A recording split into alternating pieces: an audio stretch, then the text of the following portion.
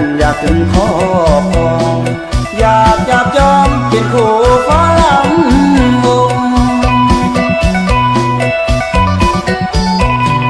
บุญบ้านเฮาบ่เอางานน้อยใหญ่เขาก็ไปหาสาวลำวงหามาฟ้อนเพื่อให้งานยืนยงถ้ามีลำวงคนก็มามั่งมากมายเต้นเฮาเต้นทั้งเต้นทั้งมวนเต้นบ่ควรก่อความวุ่นวายเต้นเพลงซึ้งเบิ่งผัดแห่งมวลลายหญิงคู่สายเต้นจนแจ้งจังป่า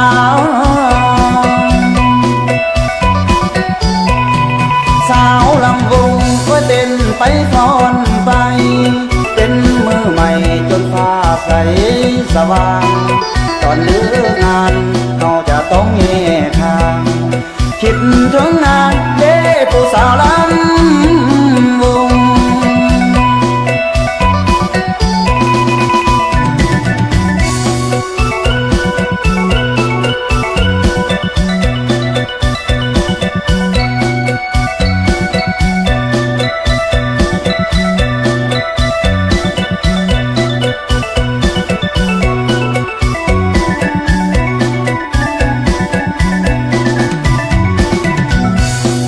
เต้นเฮาเต้น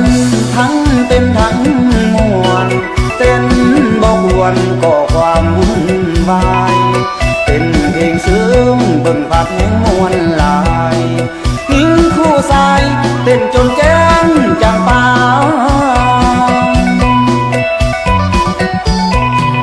สาวลำวงก็เต้นไปฟ้อนไปเป็นมือใหม่จนฟ้าใสสว่างตอนเลิกงานเราจะต้องแยกทางคิดถึงนานเด้ผู้สาวล